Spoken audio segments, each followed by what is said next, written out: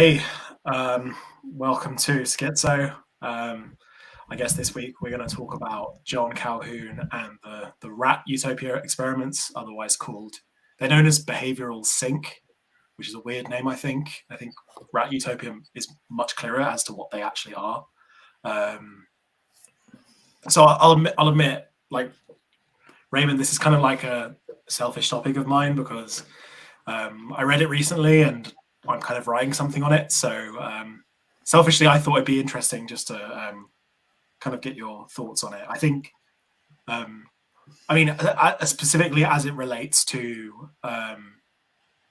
kind of modern abundance and the idea of utopia in general. So my plan was to kind of read through the paper, give some sort of a primer as to what these experiments are, and then some of the images and video and stuff for what they are. So cool. So basically, John Calhoun was a like behavioral scientist working at the National Institute of Mental Health in the 50s and 60s, and that's the American National Institute. And basically, he was interested in what the effect would be on a population of rats and mice, or mice. He did many experiments if they were in conditions of complete safety and abundance. So that is a condition where they are completely safe, they're free from predators. They are, when they're seeded, so these environments were seeded with 32 to 56 rats or mice, and they were checked for like any infectious diseases before they went in, and also they were tested throughout to make sure there was no sort of diseases going around. And obviously when they're within these enclosures, they are also given materials for creating nests and bedding. They're given like as much food as they were given like a ration of food, but it was enough for them to all eat comfortably, and they were also given as much water as they needed, pretty much. So lots of people have sort of compared that to the conditions of modernity, basically, where humans are increasingly alleviated of natural dangers, whether that be animal predation or whether that be other humans being violent to them, and also, at least supposedly, this is the theory anyway, that medical technology is getting better, and the levels of diseases in the past that would have killed lots of people are disappearing, along with the fact that in most cases the conditions are that, well, we have so much sustenance, we have so much relative wealth that we actually have issues with obesity as opposed to starvation in most places in the world today. Cool, so that's kind of a primer. I think maybe before I get into I'm just gonna read the paper because I think it's like 9 pages, but it doesn't even fill up all those pages. So I'm just gonna read it through, I think. And Raymond, I guess if you think something's worth interest, like if something's worth jumping in on. Isn't there like sections though to it? Like they have like a chart of like the first phase, the second phase, the third phase, the phase. That is, we can go through that. That's part of the video. There's a video I want to show as well. So it might be good. It might be good to just like stop after the phase one, and then comment on that, and then do after all the phase. Yeah, I mean the paper I want to read just kind of goes over the conditions and the results, basically. Oh, okay, just goes over results. Okay. Yeah, it doesn't go over like individual phases, but the video does. I don't know. It does in any order, really. I'm not fussed about it.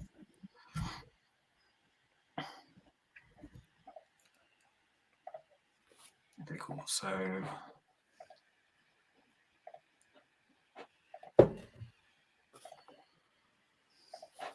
cool.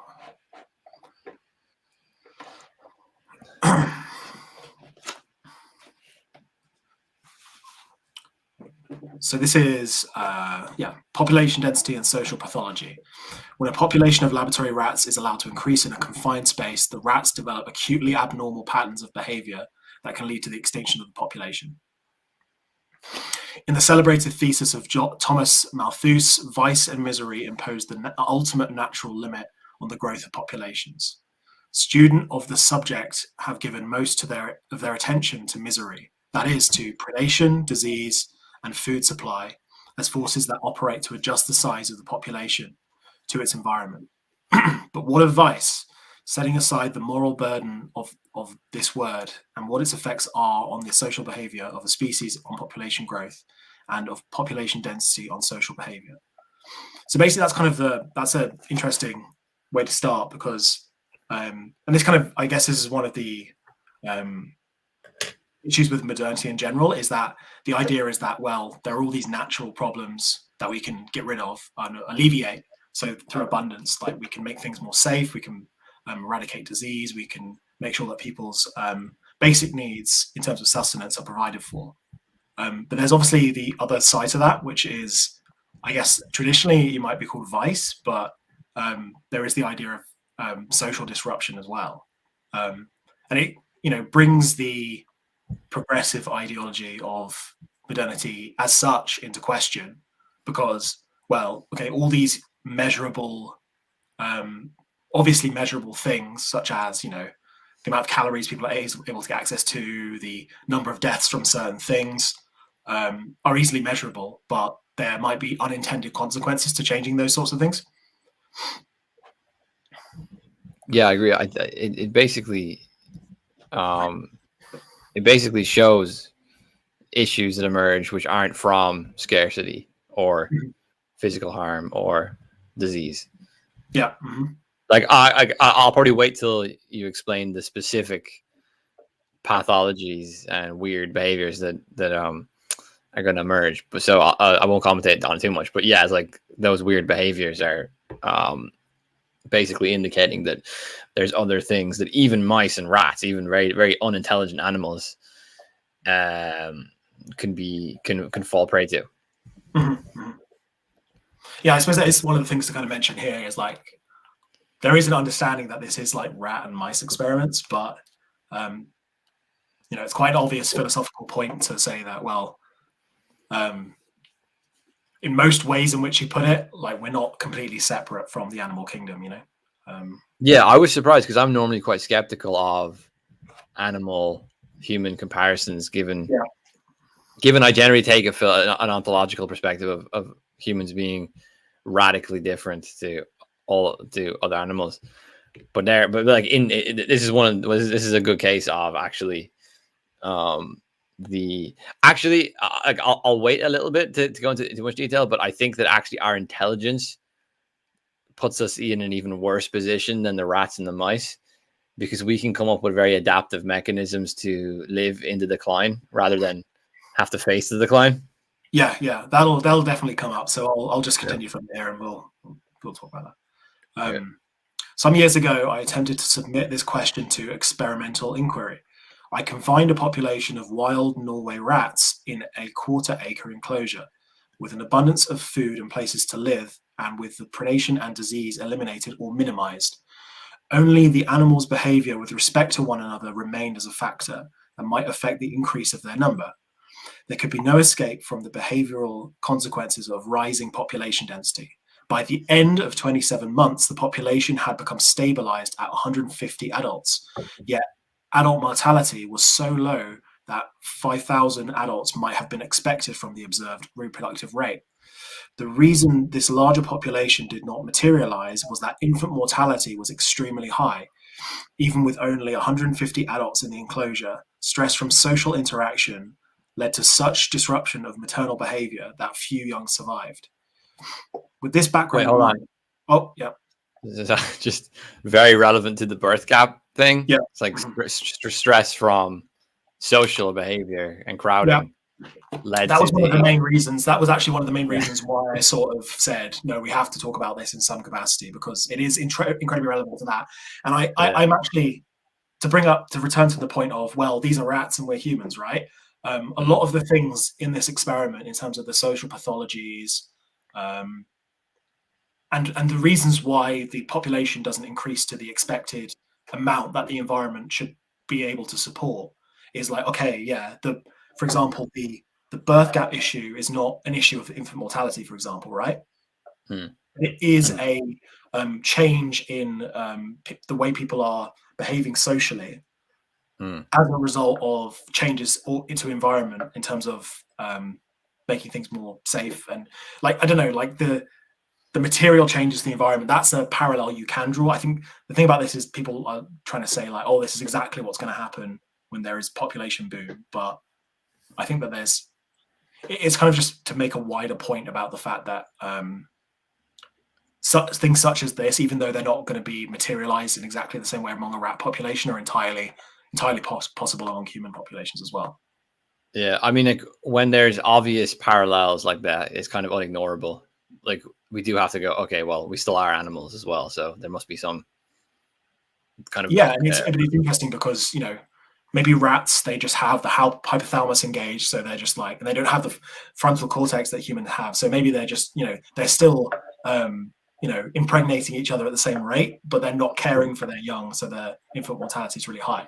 But there is a description of why that is specifically later on. With this background in mind, I turned to observation of a domesticated albino strain of the Norway rat under more controlled circumstances indoors. The data for the present discussion come from the histories of 6 different populations. Each was permitted to increase to approximately twice the number that my experience had indicated could occupy the available space, with only moderate stress from social interaction. In each case, my associates and I maintained close surveillance of the colonies for 16 months in order to obtain detailed records of the modifications of behavior induced by population density. The consequences of the behavioral pathology were most apparent among the females. Many were unable to carry pregnancy to full term or to survive delivery of their litters if they did. An even greater number, after successfully giving birth, fell short in their material functions. Among the males, the sexual disturbances range from sexual deviation to cannibalism, and from frenetic overactivity to a pathological withdrawal, from which individuals would emerge to eat, drink, and move about only when other members of the community were asleep. The social organization of the animals showed equal disruption. Each of the experimental populations divided itself into several groups, in each of which these sex ratios were drastically modified. One group might consist of 6 or 7 females and 1 male, whereas others would have 20 males and only 10 females. I think it's just interesting to stop there because that's kind of it's starting to describe the pathologies that these rats are sort of prone to in this environment, right? And you're sort of seeing the emergence of females which are having their natural proclivity to carry a pregnancy, but also to care for young, like retarded by the environments for some reason. Yeah. And also, I think one thing that just obviously comes up here is the large number of males that withdraw from society and pretty much only eat and drink and just sustain themselves personally, and generally emerge as well at what a rat would consider unsociable hours. So I guess it would be they do that to avoid other rats basically. So the details of the groups are quite interesting as well. So the 2 types of groups you have are a group which has about 2-to-1 ratio of males to females. And then you have smaller groups, but where it's one dominant male rat and a harem of females. Which I think some of that stuff has its parallels in modern society. I think you certainly have males which withdraw from society into. Yeah, I was thinking about Japan, where you have this issue with young men who just don't leave their room; they just play video games and go online. Which has gotten so bad that they've even had to. I think they create a government task force for it, and to a less extreme degree, that is true in the West as well. So that's a parallel, and also women not having babies. So that's that's another parallel. Yeah, and it seems here it's although they are getting pregnant, like their natural instincts are being thrown off by something about the environment. Yeah. Another thing to flag up, which I think is an interesting parallel, is, I mean, you often get the complaint. I don't know how like statistically and scientifically founded it is. I think it's, at least a fair thing to suspect is the people often link this to dating apps, but I'm not sure entirely if that's like the only cause. But you have the situation where the Pareto distribution of females to males is you generally get fewer males with larger number of sexual partners, and it seems here you have that situation of harems being built as well. I have my problems with that theory with dating apps and humans. I actually think that was probably more true about 20, 30 years ago. Yeah. Kind of sex with the sex, drugs, and rock and roll culture. I actually think we've entered into a phase where the problem is the opposite. It's excessive and unique traits which would be unequally desirable have been repressed for a supposedly more egalitarian distribution, and it's just fucked up the whole system. There is an argument for the kind of Chad taking all the ladies being socially disruptive, but I think that was more like the 70s, 80s, and 90s, maybe 2000s. I think the 2010s onwards we're in a different world, but that's just my kind of disagreement with some of the commentary around dating apps and so on. But it is still within the past 50, 60 years. It would still fit that timescale of, post-war societies of huge abundancy and safety and prosperity and so on. So, yeah. Yeah, I also suspect that it's not something unique to our time necessarily as well. I think the like everything like creative production, or like I think most things like that, like where there's a scarce resource or resource that has to be competed for, I think that it's pretty obvious that they mostly follow the Pareto distribution, where you have a very small number of people getting the majority of the resource, no matter what that is. And I don't see why that isn't kind of always a thing, unless there's some social like way that's conditioned out of. But again, that's kind of a suspicion of mine as opposed to something I feel very strongly. Okay. The common source of these disturbances became most dramatically apparent in the populations of our first series of 3 experiments, in which we observed the development of what we call a behavioral sink.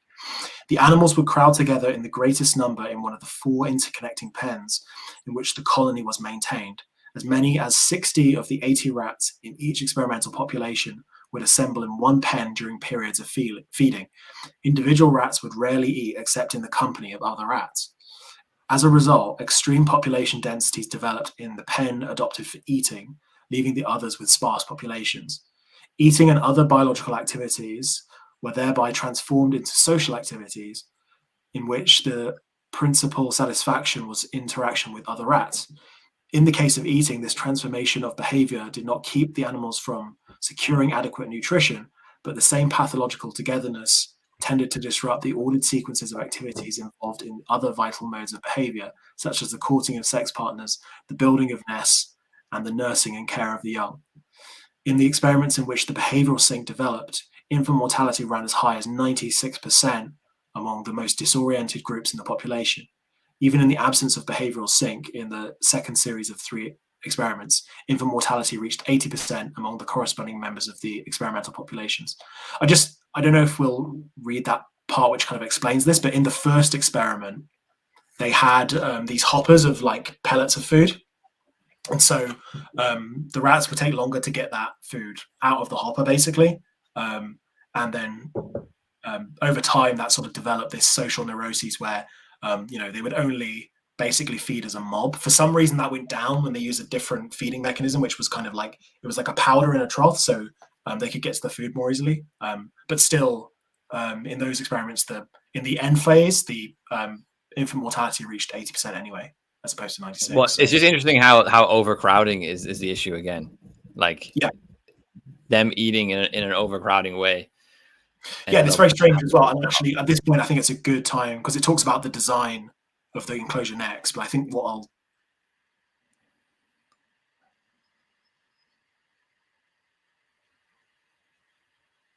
no, it's frozen. Hello.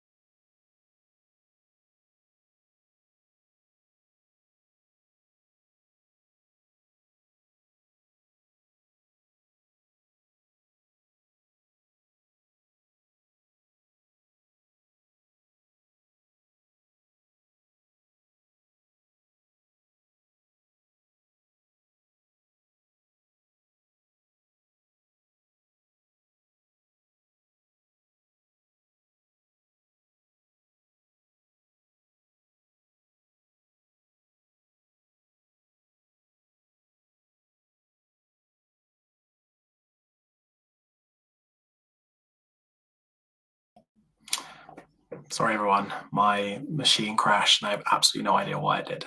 I'm not sure where Raymond's gone. Give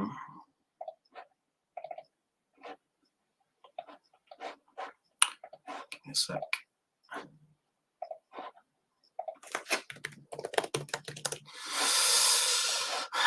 The magic of making movies, guys.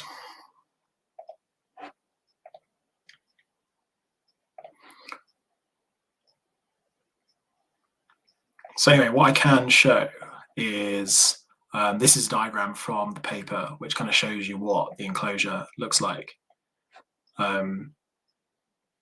Basically have like, sorry, I have no idea what happened. My machine. Yeah, no worries. I literally don't know what happened. Hopefully it doesn't happen again. No worries. Showing the diagram of the enclosure.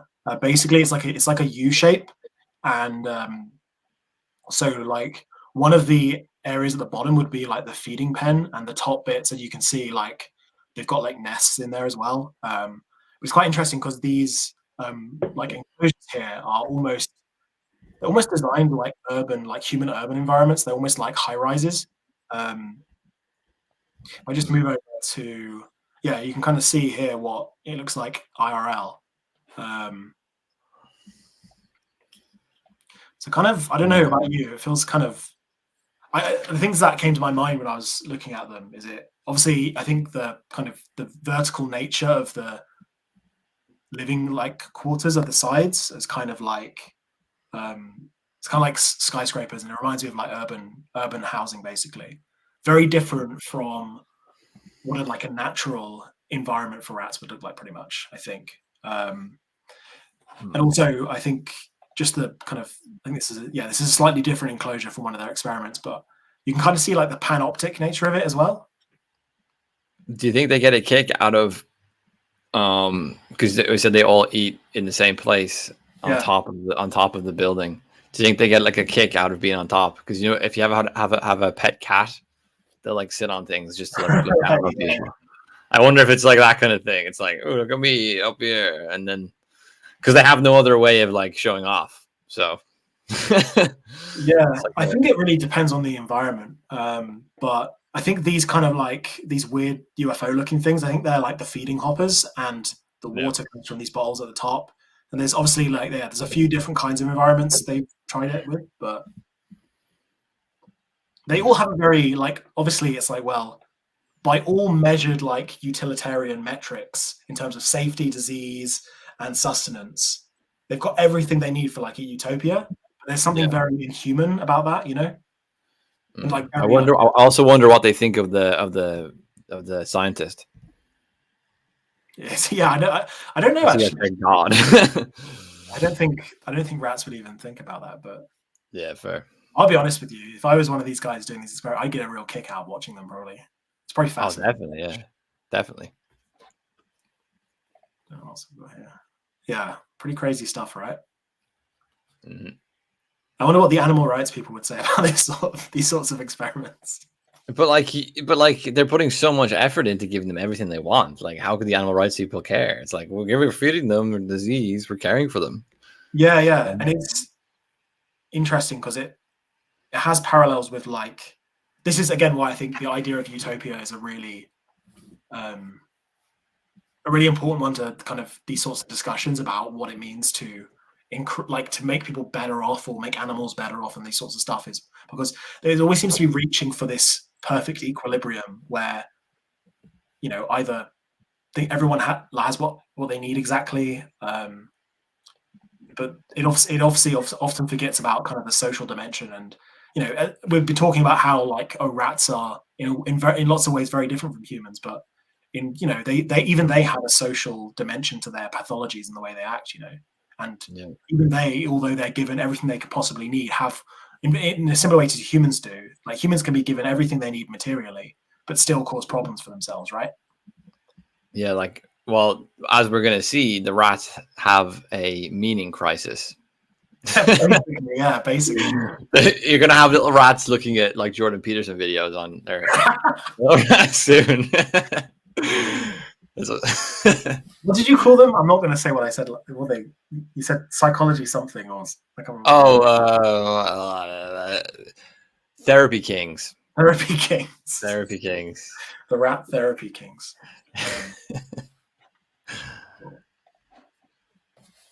In that case, I'm going to go back to. Wait a second. Sorry about this. I really hope I don't crash again.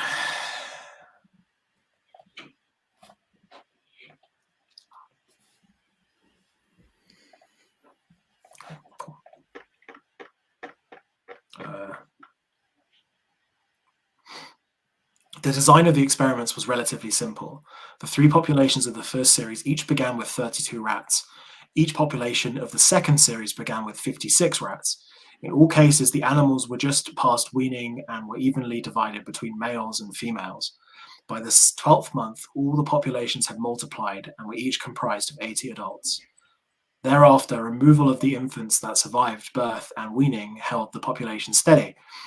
Although the destructive effects of population density increased during the course of the experiments, and the mortality rates among the females and among the young was much higher in the 16th month than it was earlier. The number of young that survived to weaning was always large enough to offset the effects of adult mortality and actually to increase the population.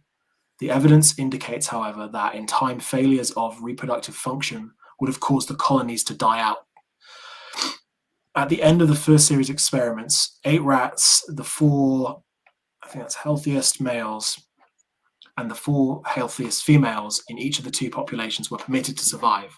These animals were 6 months old at the time, in the prime of life. Yet, in spite of the fact that they no longer lived in overpopulated environments, they produced fewer litters in the next 6 months than would normally have been expected.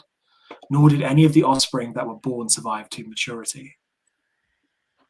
The males and females that initiated each experiment were placed in groups of the same size and sex composition.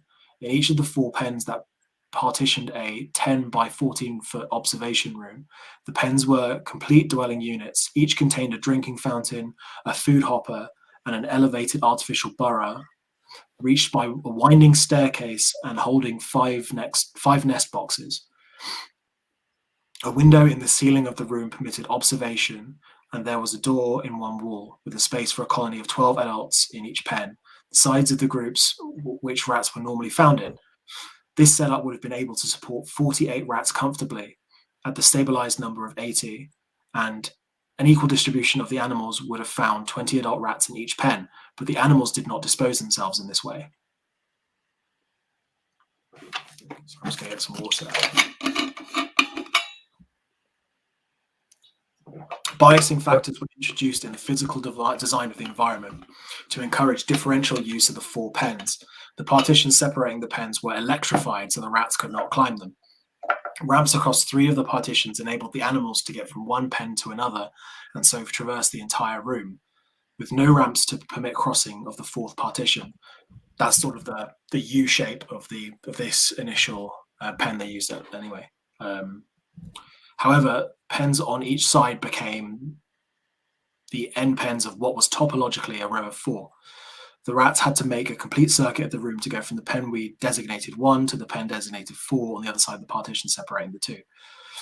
This arrangement of ramps immediately skewed the mathematical probabilities in favor of a higher population density in pens 2 and 3 than in pens 1 and 4. Pens 2 and 3 could be reached by 2 ramps, whereas pens 1 and 2 had only 1 each. So that probably had a big effect in the population density eventually, and also kind of where the rats focus themselves around as well. But they say that once the rats stop producing as much, like once the decline phase is hit in, even the lowering population doesn't encourage them to reproduce again in a more normal. And also they it's extreme. It's like up down. It's not like it's like you know.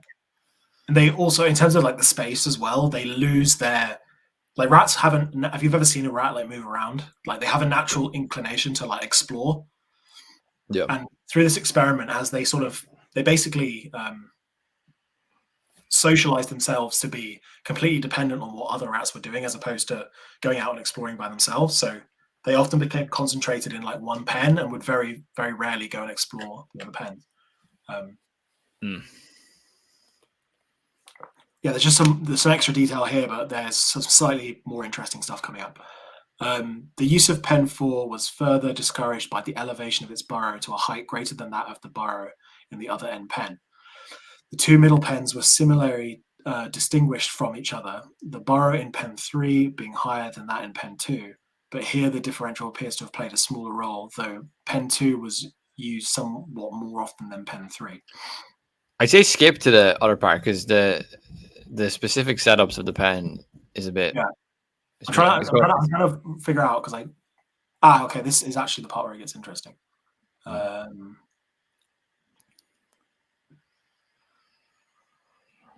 Yeah, okay, this is actually an interesting part.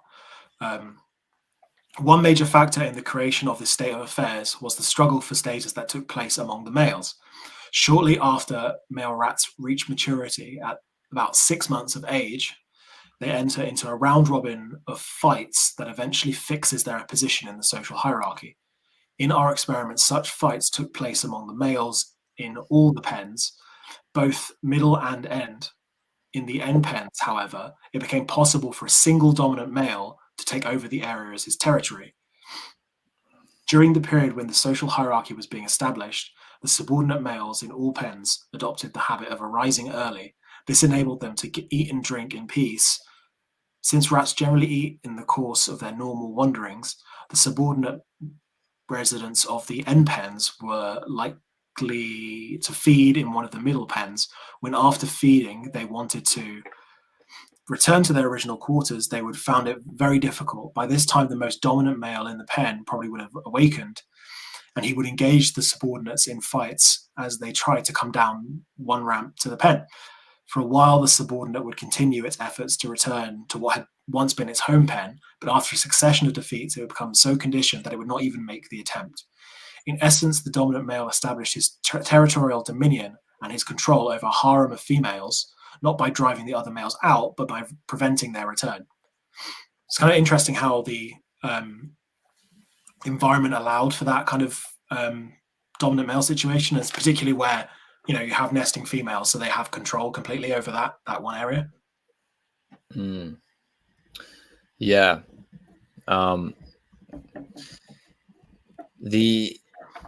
But like, what is the rat's normal state of affairs? Like, do they normally not have a kind of alpha rat male? Is this like a kind of novel thing for rats? Yeah. So as it kind of explained at the beginning, my understanding is that they have like round robins of fights and they fight each other constantly. And there is a hierarchy, and there's often one male at the top of the hierarchy, but it's in nature, it's apparently much more flexible. And also you have the situation where, as a sign of reciprocity, sometimes a dominant male will deliberately lose a fight to a subordinate male. But for whatever reason, these unnatural dwellings, for whatever reason, they cause the rats to act more individualistically, basically. It caused the males to act more individualistically. So all the males start fighting each other rather than kind of falling in to a kind of order of things, which is more stable. Yeah, it's kind of like civil war. My understanding is that the unnatural environment that they've been put in, despite the abundance, it caused the rats to become more individualistic, and hence for one rat to control the harem and control a specific bit of territory that it otherwise wouldn't be able to do. The rat would have to work with other rats to get food and survive, and it would also not have an environment where there's only one entrance into the area where he has everything he needs. The thing you might be missing is that the dominant rat doesn't actually have to leave his quarters at all at any point. Okay. Oh, so the dominant rat just stays in one place, and the subordinate rats go off. Right. Yeah. Okay. So the Chad rat is in there with his Tinder apps, and he can just attract anyone he wants. He doesn't have to go out and find it, and he can order Uber Eats anytime he wants, basically. He can order Uber Eats. And he works. He's a tech bro as well, so he works remotely, so he doesn't have to leave anytime. But you see, the thing is, he's gonna become a lazy bastard, and he's gonna become, so all the subordinate rats are gonna go out exploring, and they're gonna get harder and stronger and more experienced, and he's gonna be at home. I don't think there's a gym in any of the enclosures. Watching Netflix. Yeah, fair enough. See, this is a human thing, right? Is that because the other rats are also in a unnatural environment, they don't have anywhere to go and explore. They're also limited in where they can actually go. Yeah. So and just to recap, did it say that the subordinate rats get up earlier and get their food earlier? Yeah, that's mostly so they're not. They avoid social interaction with those other rats because they're aggressive with them. Oh right, okay. This sounds like hell. I would hate to be a rat in this experiment. It's interesting that this is one of the things is that. It's quite a common thing to say Utopia's only ever reached on a river of blood, and the caveat is that you never get there, right? The thing about, you could explain this. I mean, we could explain now, like, well, okay, what's heaven? Well, heaven's somewhere where you're safe, and there's no disease, and there's no suffering, and there's abundance of food, and all that sort of stuff. But and like by every like quantitative measurement, this imaginary place, it sounds like everything would be perfect and there would be no conflict or anything. But it seems that life, whether it's like a rodent or whether it's like a full human, like we seem to have this ability to create problems almost. That's kind of the tragedy that I take from this in a way.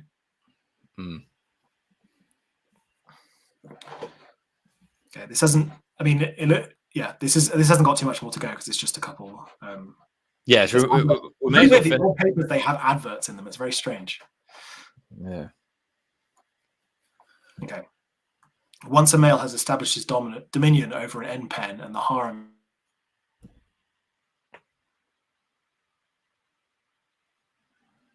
quarters at the base of the ramp, he was therefore on perpetual guard. As soon as another male appeared at the head of the ramp, he had only to open his eyes for the invader to wheel around and to return to the adjoining pen. On the other hand, he would sleep calmly through all the comings and goings of his harem. Seemingly, he did not even hear their clatterings up and down the wire ramp. His conduct during the waking hours reflected his dominant status. He would move around in a casual and deliberate fashion, occasionally inspecting the burrow and nests of his harem, but he would rarely enter a burrow as a territorial male might tolerate other males in his domain, provided they respected his status. Such subordinate males inhabited the end pens in several of his experiments. Phlegmatic animals, they spent most of their time hidden in the burrow with the adult females, and their excursions to the floor lasted only as long as it took for them to obtain food and water. Although they never attempted to engage in sexual activities with any of the females, they were likely, on those rare occasions when they encountered the dominant male, to make repeated attempts to mount him. Generally, the dominant male rejected these advances. So that's so the subordinate male started trying to get jiggy with the alpha rat. Yeah, so that paragraph, when I was reading it, I was also like, what the fuck with that? So it's weird. That's weird. What it is there's a small number of the subordinate males who, from I don't know how rats establish this, but they're in some way able to establish the fact that they're not a threat to the dominant rat. And obviously, it all sounds a bit weird, right? Like they hang out with the females, they don't attempt to mate with them, but they try to mate with the dominant male. So they're like the gay best friend of the female rats. Kind of, yeah. But they're like, there's actually a thing I saw before in a prison, and there was these kind of cross-dressing, super effeminate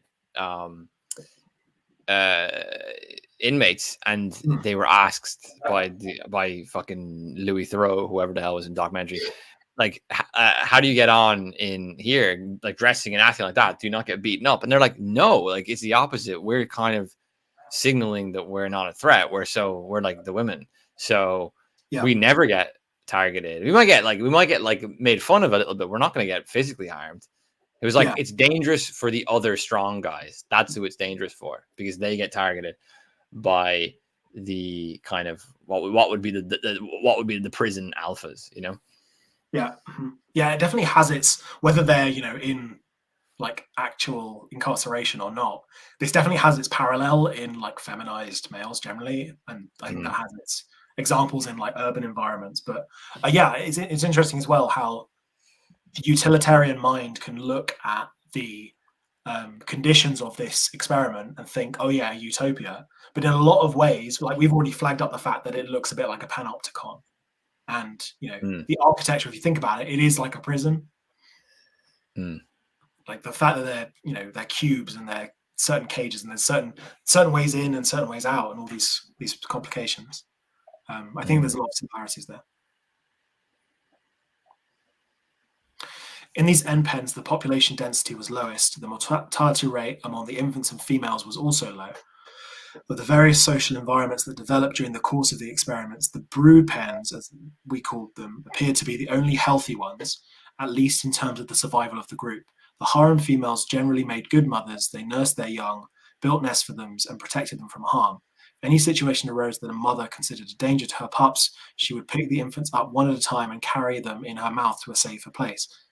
Nothing would distract her from this task until the entire litter had been moved. Half the infants born in the brood pen survived. So there's a much higher infant mortality rate, like 50%, which doesn't sound like a lot, but it's a lot higher than 96 or 80, which it was in the rest of the population. The pregnancy rates are recorded among the females in the middle pens were no lower than those recorded in the end pens. So that's something I was kind of saying earlier, is that the rate of sexual intercourse and impregnation seems to be the same across everywhere, despite anything with the rats, apparently. But a smaller percentage of these pregnancies terminated in live births. In the second series of experiments, 80% of the infants born in the middle pens died before weaning. In the first series, 96% perished before this time. The males in the middle pens were no less affected than the females by the pressures of population density. In both series of experiments, the social pathology among the males was high. In the first series, however, it was more aggravated than it was in the second.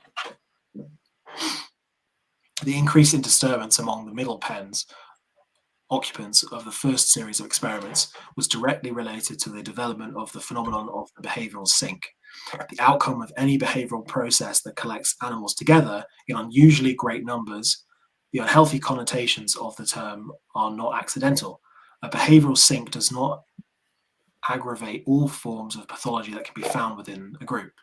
The emergence of a behavioral sink was fostered by the arrangements that were made for feeding the animals. In these experiments, the food consisted of small hard pellets that were kept in a circular hopper formed by a wire mesh. In consequence, satisfaction of hunger required a continuous effort lasting several minutes. I'll just skip this part because it talks about what I talk about already about specific experiments they did. They changed the feeding method, which made it less cumbersome for the rats, basically.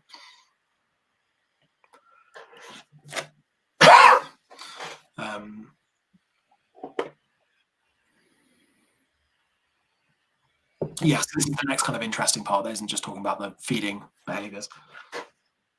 Yeah, we want the stuff that talks about like war and the fucking crazy suicidal rats and all this kind of stuff. We get that's this last bit pretty much. Okay, give us the juicy. Let's war, but definitely weird social pathologies. Yeah. Females that lived in the densely populated middle pens became progressively less adept at building adequate nests and eventually stopped building nests at all. Normally, rats of both sexes building nests, but females do so most vigorously around the time of paturation. It is an undertaking that involves repeated periods of sustained activity, searching out appropriate materials, in our experiment strips of paper supplied in abundance, transporting them bit by bit to the nest and they're arranging them to form a cup-like depression, frequently sheltered by a hood. In a crowded middle pen, however, the ability of females to persist in this biological essential activity became markedly impaired. So yeah, basically, because of the population density, because of the social pressure, they weren't building nests in the effective way they would normally do them. I'm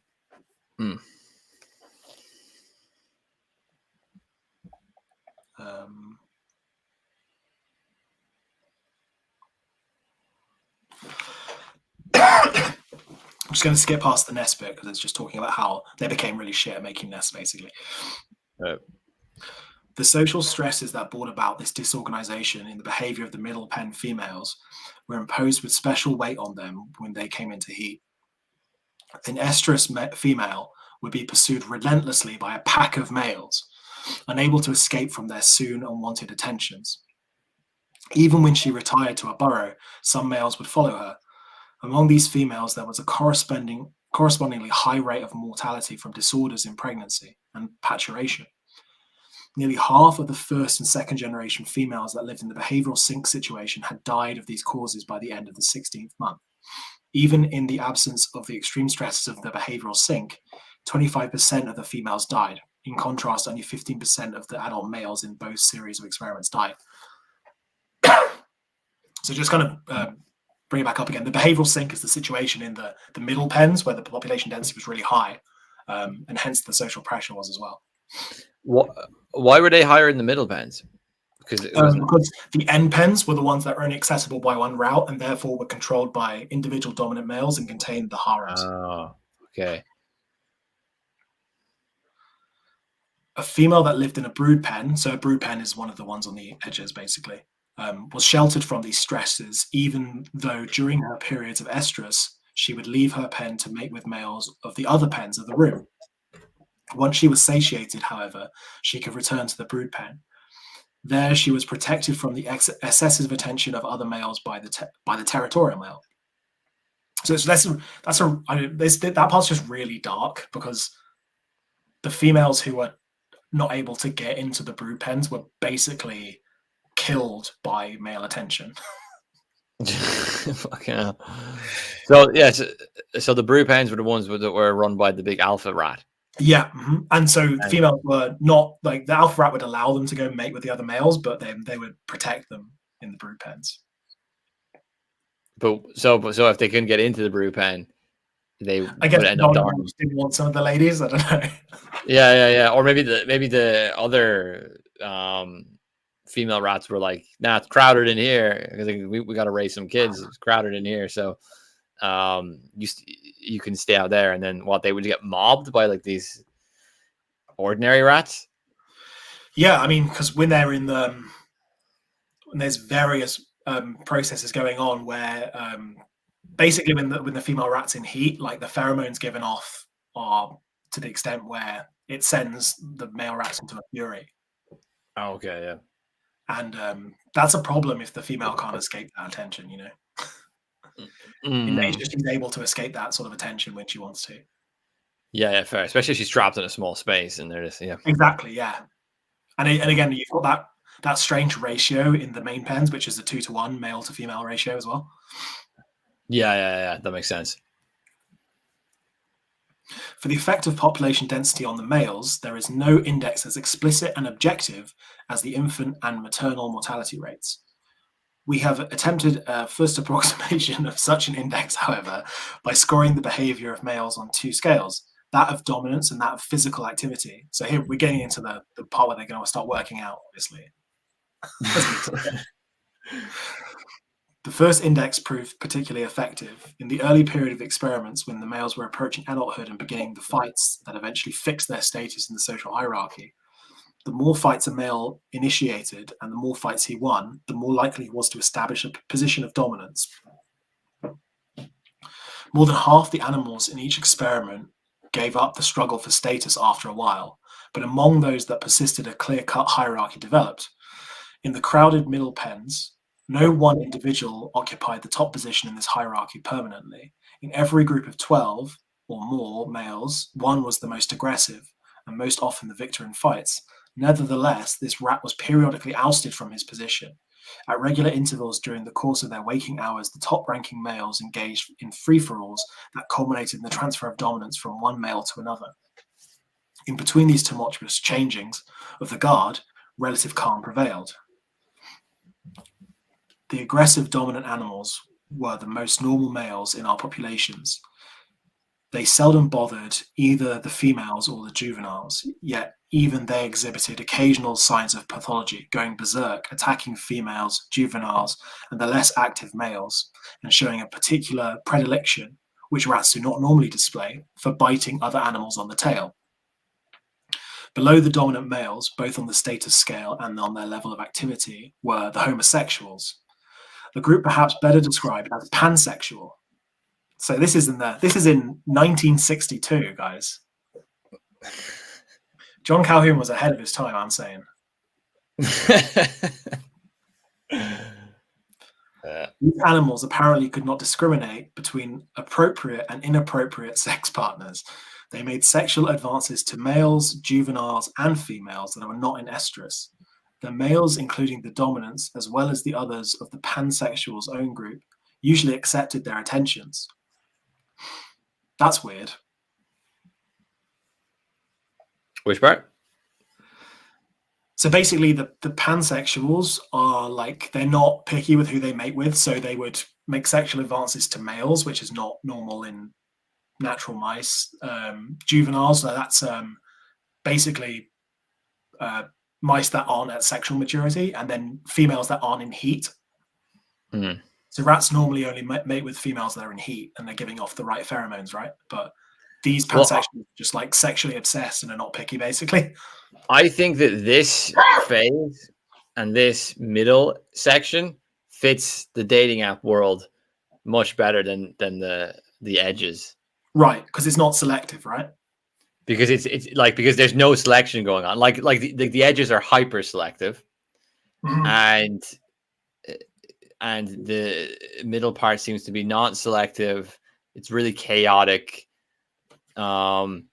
It's also detaching its selection from reproduction, because it's like, if there's homosexuality and if there's non-heat sexuality and all that kind of stuff, that's basically like sexuality, which seems to be, and this also could correlate to like prisons and stuff, right. Sexuality which is an act not of reproduction or desire to select reproductively, but of status, or of like pure status, or of dominance or something like that, or of distraction, just like kind of addictive distraction because you're bored, which, and I think that would really suit the dating app kind of environment we're in the past 5, 6, 7 years. I don't disagree. Yeah. The general level of activity of these animals was only moderate. They were frequently attacked by their dominant associates, but were very rarely contended for status. Two other types of male emerged, both of which had resigned entirely from the struggle for dominance. These were, however, at exactly opposite poles as far as their levels of activity were concerned. The first were completely passive and moved through the community like somnambulists, which basically means like they're not social at all, I think. Oh, yeah. They ignored all the other rats of both sexes, and all the other rats ignored them. So they're almost like social outcasts, Yeah. Even when the females were in estrus, so that's in heat, these passive animals made no advances to them, and only very rarely did other males attack them or approach them for any kind of play. To the casual observer, the passive animals would have appeared to be the healthiest and most attractive members of the community. They were fat and sleek, and their fur showed none of the breaks and bare spots left by the fighting in which males usually engaged by their social disorientation was nearly complete. So it's not written explicitly here, but in other papers, he calls these, they call the beautiful ones, basically. I saw that in the video, yeah. Yeah, I think we'll see that in a minute. But yeah, basically they just like look after themselves grooming, but they're in lots of cases like, yeah, they just don't engage in society. Have you seen or have you heard of the idea of the superfluous man? No, I haven't. No. It's Nietzsche uses it in one section in Zarathustra. It's kind of related to the last man, although it's a bit different. And it comes from Russian literature, kind of existential literature, of, I want to say, the 19th century sometime. So it wouldn't be existentialist, but it'd be kind of proto-existentialist. And it would be about basically this superfluous man, and it would often be a character that would be from a kind of wealthy background, but wouldn't really have any direction in life, and would be very vain and very self-absorbed, but kind of miserable, and not really knowing what he's doing with himself. Normally a male, and he would often be quite attractive, or he would be well presented and so on. But he was just kind of almost a kind of Kierkegaardian character in some ways. That really reminded me of the superfluous man. And again, I think the theme you can then draw from that, and I think this would fit today with a lot of kind of narcissistic social media consumption, and presenting yourself constantly as this wonderful, beautiful, successful person, but not really living a life or having a meaning. Yeah, like you kind of see that again today, and it again, it's like kind of this weird status which people get from it. It's an expression of like dominance, or an expression of like selection or status, but it's kind of removed from the typical things which biologically we would associate that with, like reproduction. Yeah, yeah. In a lot of ways, the rats here in these experiments are like the nobility of the rats. Like Yeah. they have a level of safety and abundance that a rat in nature would only dream of. And it's interesting you bring up the kind of meaning crisis and the fact that, um, well, I don't know, the kind of the idea of, well, everything you've kind of got everything you need, but you don't feel like what you're doing is meaningful. Um, and it's interesting because that is the tension between the idea of utopia and our sort of fallen state, is the fact that we almost need to be struggling to feel like we have meaning in a way. Yeah. I Although don't then know. you could say that the not having meaning is a struggle. So it's almost like we've just displaced the struggle from Right. material to existential or something, you know? Sure. Perhaps the strangest of all the types that emerged among the males was the group I have called the probers. These animals, which always lived in the middle pens, took no part at all in the status struggle. Nevertheless, they were the most active of all the males in the experimental populations, and they persisted in their activity in spite of attacks by the dominant males. In addition to being hyperactive, the probers were both hypersexual and homosexual. But hold on a minute. Hold on a minute. This is Yeah. the kind of grind set stage of the right Utopia. Because it's like, you know what? It's like okay, everything's decadent, degenerate, chaotic, nothing makes sense. That like there's no kind of order to the hierarchy anymore, or people are projecting status and dominance to like petty things and stupid things. So it's like we're just gonna do our own thing, but we're kind of gonna be like, and we're often a lot of young men, so we're gonna be like super innovative and active and like forward looking, you know what I mean? But, but we're occasionally going to get like attacked by the dominant rats, who in our time would be what, like the state or the tech companies or something, you know? Or like your employers. I don't know. Like it's the grind set era of the rats. But although the move towards homosexuality hasn't occurred yet in the grind set, but so these are the Sigma males, basically. Yeah, this is the Sigma male rat population. Right? Okay. So just to repeat, in addition to being hyperactive, the probers were both hypersexual and homosexual, and even many of them became cannibalistic. This part's pretty fucked up, by the way. They were always on the alert for estrus females, that's females in heat. If there were none in their own pens, they would lie in wait for long periods at the top of the ramps which gave onto the brood pens and peer down into them. They always turned and fled as soon as the territorial rat caught sight of them. Even if they did not manage to escape unhurt, they would soon return to their vantage point. The probers conducted their pursuit of estrus males in an abnormal manner. Mating among rats usually involves a distinctive courtship ritual. In the first phase of this ritual, the man pursues the female. She thereupon retires for a while into the burrow, and the male lies quietly in wait outside, occasionally poking his head into the burrow for a moment, but never entering it. In the wild forms of the Norway rat, this phase usually involves a courtship dance on the mound at the mouth of the burrow. The female at last emerges from the burrow and accepts the male's advances. Even in the disordered community of the middle pens, this pattern was observed by all the males who engaged in normal heterosexual behavior. But the probers would not tolerate even a short period of waiting at the burrows in the pens where accessible females lived. As soon as a female returned to a burrow, the prober would follow her inside. On these expeditions, the probers often found dead young lying in the nests. As a result, they tended to become cannibalistic in the later months of the population's history. This is the Andrew Tate phase of the rats. It's like, don't wait. Don't, if this bitch tells you to wait, you fucking get yours. You know what I mean? This is the kind of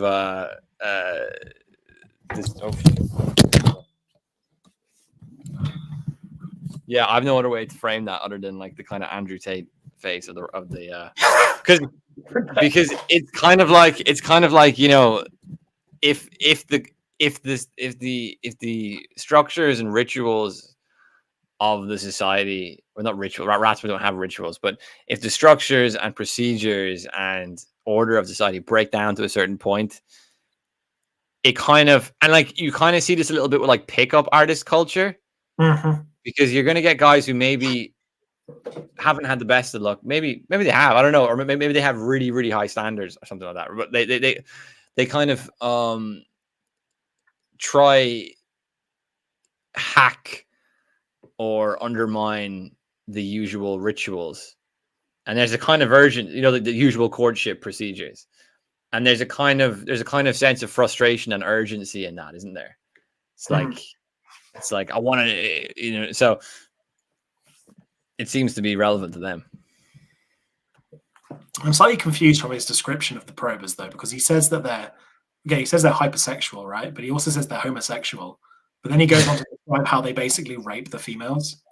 Oh God, no. So I don't know if he means homosexual in like the 21st century sense, but well, if you were going to make a novel out of one of the archetypes or one of the classes of rats, I would do it of the probers.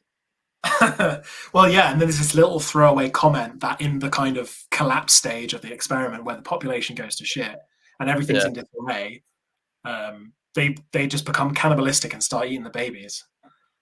Well, that's the grind set. Exactly. That's the grind, man. You got to grind. That's it. Like you got to eat that baby. Oh man. But that last bit really sticks with me. I mean, obviously it's pretty effed up that they go cannibalistic, but what's so strange about that is because like even in that end phase, they still have abundant food everywhere. Yeah. Like, food that isn't eating another rat, but they still choose to eat another rat.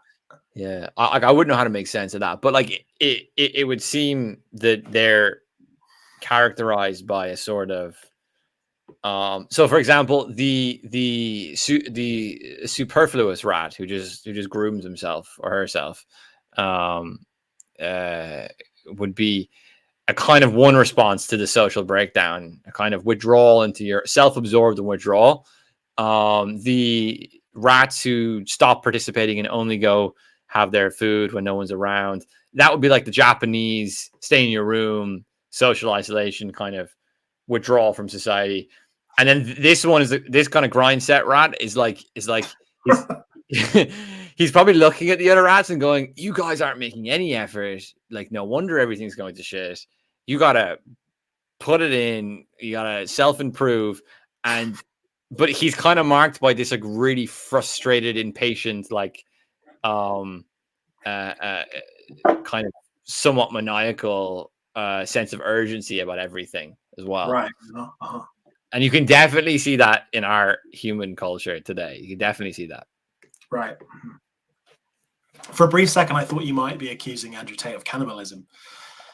I was like, no, I'm probably being too harsh on Andrew Tate, but like, do you know but like, I just think there is a certain like male energy, which if the sorts of rituals and contracts and stuff break down to a certain point, you're going to get this very frustrated, somewhat kind of intrusive and somewhat frantic kind of energy. Yeah. So for example, like if you tell everybody just work hard, improve yourself and be paid, blah, blah, blah, blah, life will be great. And then it turns out for reasons which are beyond people's control that life isn't great because there's a large scale social decline happening.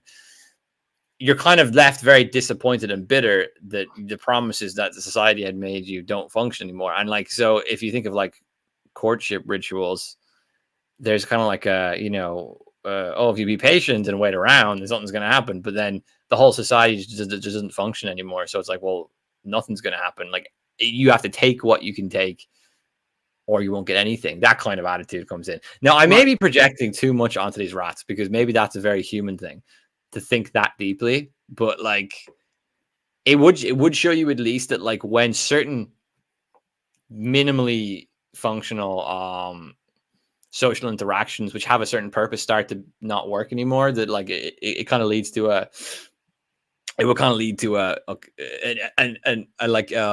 the incapability of dealing with any sort of social ritual or dance. Yeah, and it definitely it has like those sort of the bros that get into the grind set stuff. They think that if they just blindly have this enthusiasm for everything and like try their hardest, that things are gonna somehow, like, they view themselves as like temporarily poor and stuff. Yeah, like if they're broke, they're only gonna be temporarily broke, and everything is temporary, and everything is contingent for them on, like, as you were saying, their enthusiasm and their motivation. Right, and they think that if they do the right, like if they put their faith in it, then things will come up their way, and that, you know, sometimes things are kind of, the game kind of is screwed, like is rigged against you sometimes, I think. Yeah. Probers, we should start calling them. Yeah, but it does. I think it does have its like parallel, because like hyperactive and hypersexual, yeah, and very rapey. Yeah, because there is something that, like if you apply, that's actually a good point. Like if you apply hyperactivity to, and like again, dating apps are a really good example of this. If you apply that hyperactivity to the dating field, it does get a bit creepy and rapey. Like, so for example, do you know if you're in like a nightclub and it is like that one guy who like approaches like every single girl, and then he just is like, I don't care if I seem weird, it's a numbers game, you know? He like that's like he's hyperactive and hypersexual, yeah, 100%. That's it. He's probing, you know. So, and he's the guy where, you know, he just has to be tipped off the deep end, then he starts eating the babies, you know. Yeah. I was hoping that this was going to be the recording where I finally have my turning the rats gay moment, a la Alex Jones, you know. Turning the rats gay. Is the frogs gay though? My version's going to be the rats. Cool. So I thought just to finish up, we would watch the video clip, because I think it's like probably the best way for people to kind of get an idea of what things look like in the experiment. I probably should have done it this way around to start with, but oh well. Will we analyze some of the stuff though a little bit more? Because I think if you watch the video, I think everyone would got an idea from the reading. Mm-hmm. Just put I say just put the video in the description for people to watch. Because it's like 10 minutes. I mean, it goes through the different types of mice and shows the graph and stuff. I think it's only 10 minutes. I don't know. Might be a good way to wrap up. I don't know. I feel like we haven't analyzed the stuff enough. So okay, I'm listening. Hold on. I was looking at some of my notes. But did you see the one where, I mean, one of the themes which kind of stood out to me was that there's a kind of like sickness and a kind of decay caused merely by over socialization or like constant social activity. So they're all stuck, you know, in this one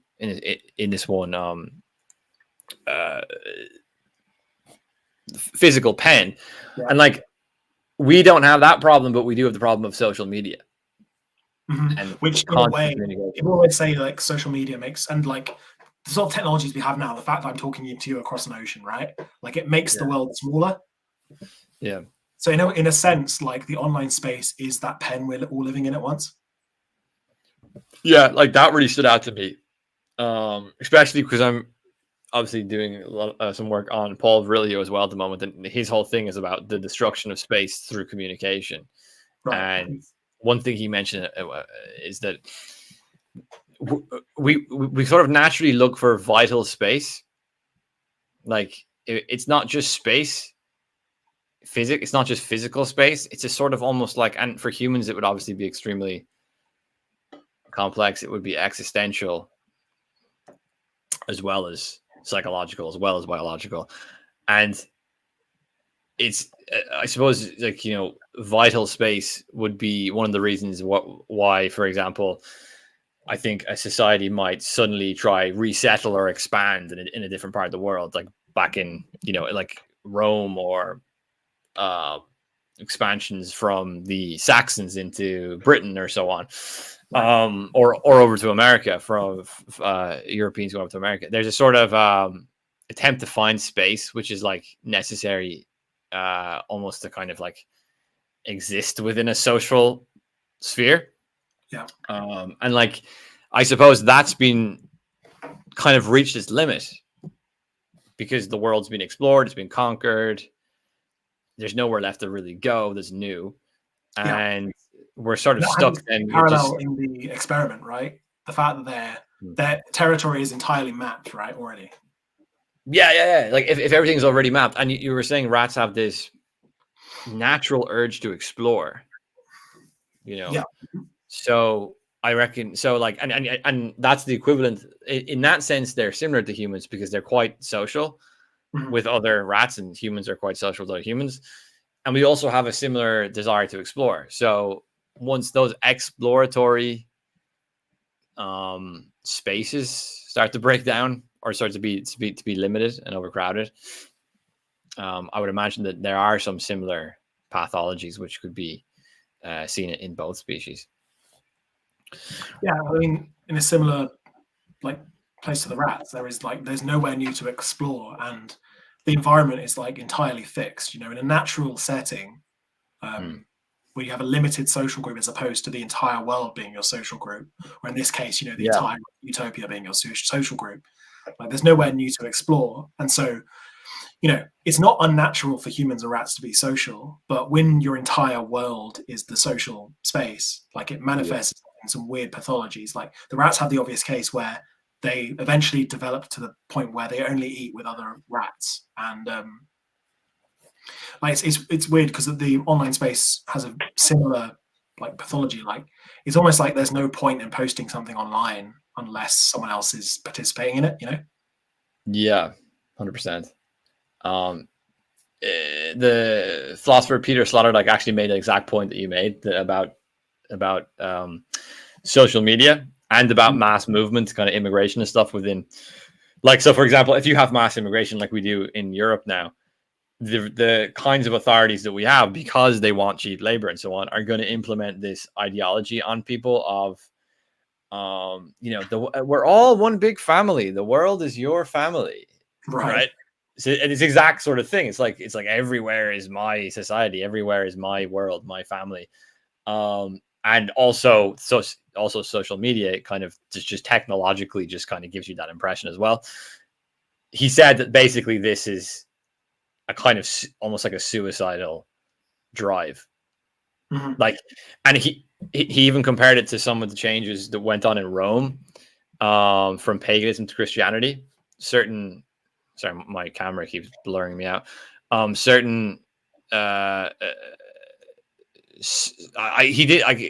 sure of the specific details of it, but some of the kind of ideological transitions from paganism in Rome to Christianity also started to implement this pressure on the Romans that the world is their family.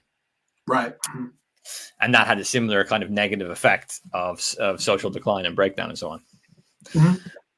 Yeah, I mean, this obviously doesn't really relate to rats. I don't know what their religion is, but the various, like, it's weird. People say paganism is a monolith, like as if it's a monotheistic thing, but it's not. Like, if you try and use paganism in that way, you're thinking about it from a post monotheistic context. You're thinking about it from a like Christian context, and in fact, the reality of it is that there are as many different kinds of paganism as there are pagans. Pretty much, it's like almost the most particular religion.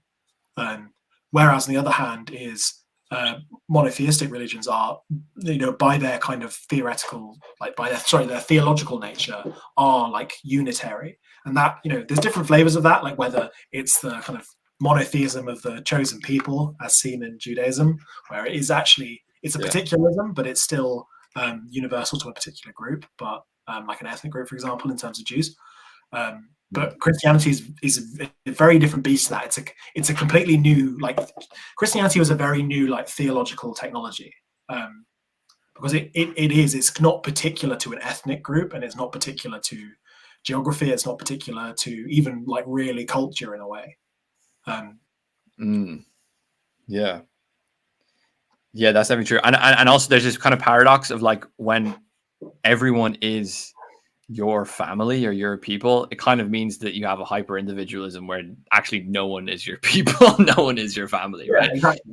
This is one of the issues with all types of whether it's a type of universalism or whether it's some of the modern pathologies around egalitarianism. If you make everyone equal, if you like, whether that's a theoretical equalness, whether that's a theological equalness, whether that's a economic equalness, you dissolve any of the difference. Yeah.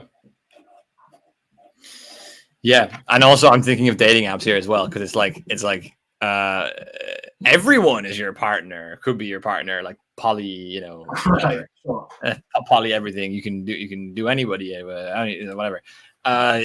It's suddenly a world where no one has any partners, right? So, well, not no one, but you know, you've a sudden increase in people finding the incapacity to find partners. So it's the same problem again. Like it's like everyone is your partner, everyone is your friend, everyone is your like social media is like Facebook, everyone is your friend. And actually the result is you don't have any friends, you don't have any partners, you don't have any family, you don't have a nation, you don't have an identity. Yeah. One of the things I wonder about, I mean, this is really getting off the topic of rat utopia, but with dating apps is I wonder how kind of universalist they can get, because obviously right now, even if you go on, like an app like Tinder, especially if you've seen like the advertising and stuff, like it's a company that is so like on board with the neoliberal globalist world plan. Game plan. It's so on board with all that stuff, all the ideology, whatever. But still, like you're able to say what your preferences are on there. You're still able to discriminate by age. You're still able to discriminate based on gender, I think, sex, definitely. But I wonder, like, if it will, and whether I don't think it would succeed. But I wonder if there will ever be a dating app where you can't be exclusionary. Like, for example, you can't say you don't want to be matched up with a trans person. You don't want to be matched up with. I mean, right now you can't do it based on race, which is interesting as well. Yeah, people have those preferences, so. Yeah, and well, Bumble actually is interesting because the that's the one where the female has to message first, right? First, but like we know from humans that like females will take a lot longer or not at all make these sorts of moves or decisions where men probably are more likely to. So in that sense, they're like that app in a way is kind of negating any particular choice in a kind of very roundabout way. It's sure. It's like imposing logics to its system which actually negate selection rather than encourage selection, if you get me. Right, okay, I understand what you mean. Yeah. So it removes it takes the initiative away from the male side, basically.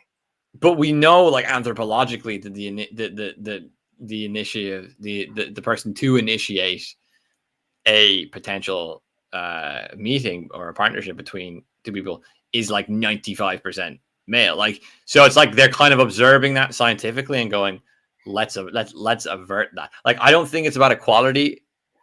I think it's about averting selection. Like, I actually think these apps are like working in a weird, like actually not to help people select. They're actually maybe even like on a kind of subconscious level, their job is maybe to inhibit selection because they want to completely replace like particularistic human selection with some sort of machine selection, right? Yeah.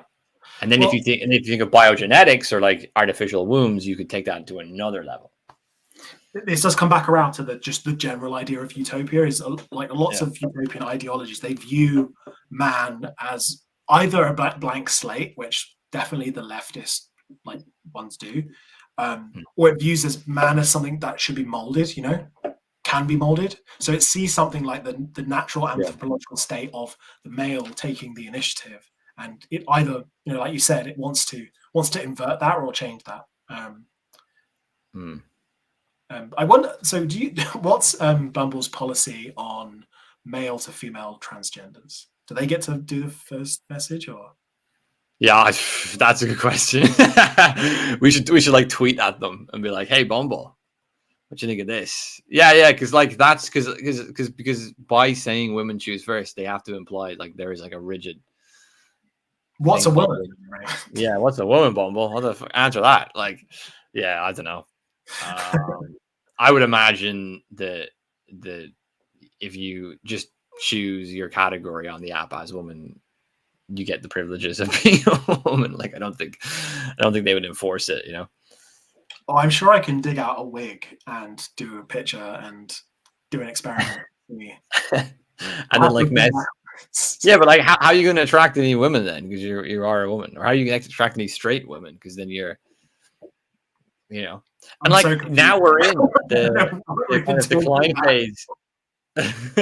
Well, now we're in the decline phase of the rat problem because we had that phase where it's like they were just screwing anything, and they were frantic and chaotic, and they were right, you yeah, know, and then and they became pansexual, and yeah, just like. And there's definitely something to that with the whole kind of trans stuff and like the whole kind of like push towards acceptance of like, you know, children in this weird way. And like, I don't think it's like, you know, I think a lot of the people on the right, conservatives, would frame that as like these people were always secretly perverts. And if you just take away those restraints and those boundaries, that you're going to have loads of perversions. I think it's more historical. I think it's like, it's an expression of something that's gone terribly wrong with the society, you know, Right. in the way it functions, rather than it being like perversions which are suddenly being unleashed. I think the perversions are like historically determined by the decline, rather than the decline being determined by the breakdown of certain taboos and so on. Yeah, I think that's an interesting point, and I think I largely agree with that. And this is kind of one of the issues with whatever the hell the culture war is supposed to be, is that people on the right getting really outraged over the transgender stuff or pride stuff or whatever, which is possibly an issue, but I think it's in the grand schemes of the system and the way things are set up, and some of the insane ideologies that are held by people who are actually in control. It's kind of like a distraction, really, and it's also that sort of, if those sorts of dysfunctions, I think, and those are like those. So I think that the words used in this paper were sexual deviations. So that's quite interesting. But and this paper was written. Those are. Sorry, I just wanted to say those are the symptoms, not the cause of the problem. You know. Yeah, that's basically the point I was making. Yeah. It's like, and I think this experiment shows that quite well. That like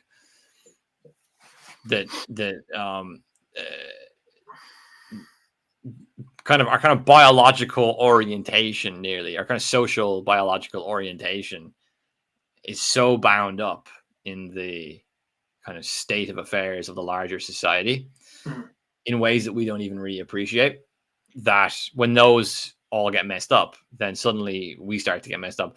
And I think also, like, if you think about for example, the trans stuff, you think about like, well, okay, it's like the trans one thing that annoys me a little bit about the trans stuff is when you hear people saying, oh my god, these men, for example, who want to be in a woman's body, and I'm like they kind of have this like this like fantasy of like what it would be like to be a woman, and then you have like, you know, the kind of reactionary feminist type say, but you don't know what it's like, you know, because we give birth and we I'm like, hold on a minute. Like, the very basis of so much of feminism for so long was that it's kind of imagination of like what it would be to be in like a man, to be a man, like this kind of fictitious utopianism, you know. If you were just a man, your world, like, life would be amazing and great. So like, there's certainly a kind of utopian logic to that as well. If you kind of imagine yourself, and this is probably not, I think I've gone beyond rat world now, and I'm just specifically in human world, because I don't think rats can imagine themselves as a male or a female rat. But the point is that like certain utopian ideas start to, I think, decline societies, because sometimes they, you know, you're always imagining what it would be like to be someone else. Yeah. Who, rather than being you and learning how to be you, you're always imagining something else. That's the point I was trying to make. Yeah. You're always imagining like, oh, if only the state of affairs were this different way, then everything would fall into place and it'd be perfect. The problem with utopias is they are essentially, their logical underpinnings are ideological. And things about ideologies is they always have like problems or goals. And the issue with ideologies is, despite the fact that, the reality of the situation is quite complex, they view every single problem that comes up as one to be hit with the ideological hammer. So, utilitarians will look at every single problem and say it's a result of, a lack of sustenance, or like medical issues. Like if only we got rid of poverty, all the social problems would dissipate. Or if you're a feminist, you're like, oh, if only we got rid of the patriarchy, all the problems would go away. Or if you're a transgenderist and you're like, oh, if only we got rid of cis people, then all the problems would go away. Or you have the rightist strains, which are like, oh, if only we closed the borders, all of our problems would go away. Yeah. And that's ultimately the nature of utopias, because they are ideological. Like, and in that sense, they're sort of obfuscations of reality. Like they're like they don't function just as a goal to get to. They kind of function as like a goal that doesn't really exist, but kind of only exists insofar as it obfuscates the way things are right now. Exactly. Because if you did like close the borders, or if you did get rid of cis people, you would have to then realize, okay, well, the world isn't suddenly perfect. Yeah, and that's exactly the point that's made by Karl Mannerheim in his book Ideology and Utopia, which came out in like I think it's the 40s. It's either the 40s or early 50s, but basically that's one of its main points, is that ideologies kind of have their story for everything, and everything has to fit into that. Highly recommend that book. I think it's been forgotten by a lot of people, but it's quite has an important place in like the history of sociology, I'd say. Yeah, definitely check that out. Cool. So do you have any closing remarks, or are we good? Not really. Just I'm probably going to write a novel about the probing Sigma rats, just because they're so interesting. It's make a good short story, at least, I think. But I think they're the most interesting part of it all. I don't know why. I just think they're a good reflection. Can you relate, Raymond? I can relate to the Sigma rats. Yeah. Sigma grind set all day, But like I can relate insofar as that, like, okay, so just as a closing remark, I think there is a lot of like, especially people that are maybe a little bit more aware of the decline and breakdown that are going on, and they're kind of disinvesting their energy from society more. I think I think most smart people today I know are doing that to some degree or another. Sure. Like, given the way things are going. And I think that it's interesting because like we then have to think about like what happens to the people who kind of disinvest and disengage from society, because there's a few different routes to that. One is the Japanese young lads playing video games all day and never leaving the room. One is the kind of girl who just posts pictures of herself up on social media and like who's the kind of the beautiful rat kind of figure, Sure. doesn't engage with anything, just post picture. And then like one's the self-improvement and grind set or the kind of Sigma stuff. So these are actually like, I think just to take away something from the rat experiment, which is like really directly applicable, because I do think people that are in these groups are in some sense actually the best people in weird ways, because they're most aware of the problems, and they can't just be like, let's pretend everything's fine, because they know it's not. So like those. Now I'm thinking about it, like in the ways I look at all these pathologies of the rats and compare them to the human pathologies, I'm thinking like, oh, this is like horrific. But in a way, like I think, well, if I wasn't the dominant rat, I'd probably go and be like Sigma grind set rat, Yeah, and like at least if you were in the rat world and you were a Sigma, you could be like, you know what, I'm gonna fight the dominant rat, and if I die, I die, and if I live, I'm the dominant rat. But in human world, who do I fight? You know what I mean? Like, there's no one to fight. Like what, Jeff Bezos? You know what I mean? Like fucking the deep state. The technocratic machine. Like there's nothing really to fight. That's specific. Well, actually, if you look at Elon and Zuck, that might actually be happening. So they're gonna fight each other. Yeah.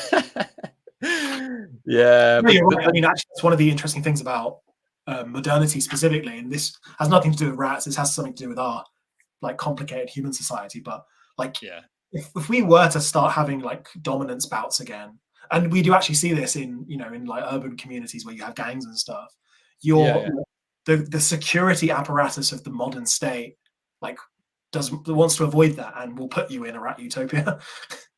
yeah. Like the Will put you modern in a world has basically completely averted actual dominance bouts. So we then try to replace those actual dominance bouts, which would have happened to some form or another in more traditional societies, but often between groups rather than between individuals, because that would destroy it, But there would still be, so if you had dominance bouts between groups, it forces those groups. I've heard this point being made before, where actually societies which go to war with each other are often better functioning and more egalitarian, at least for men in the society, because they naturally form hierarchies based around what's good for the group, because the stakes are really high for each group. Right. So if you're in war with another group, it's like, well, no one's going to have petty disagreements and envy the best soldiers, because it's like, or the best decision makers or the best political leaders, because they're like, well, I want to be that. It's like, well, if we make those petty decisions, we're all going to be burned. So there's more stakes. There's admirable people that literally keep you alive in that situation. Yeah. So there's more motivation to actually accept natural, what we might call natural hierarchies. But in rat world, which is similar to our world, when there's no like other big group for them to fight, they're all stuck in this one place, which kind of goes back into the theme of one big global world family. Suddenly we don't really have any motivations to actually just spontaneously, although not, I don't think anything happens totally spontaneously, but at least a little bit more spontaneously into stable hierarchies. I think we just end up getting petty and forming like stupid ways of status competition and stuff, which don't even make any sense. Well, the global society now has dominance bouts, but they are on a managerial level. They happen in a very feminized way. Like the only dominance bouts that happen at the top of the hierarchy now happen in offices, like under fluorescent lights. With like career moves and all that kind of.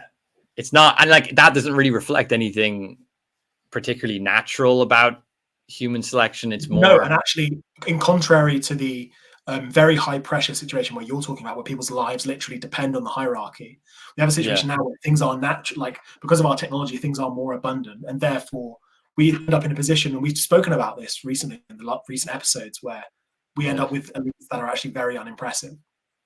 Yeah. That's the point. Yeah. So like our situation is similar to rats, but the dominant rats are like some managers. They're not even like big tough rats. Yeah, exactly. They're putting chemicals in the water that are turning the freaking rats gay.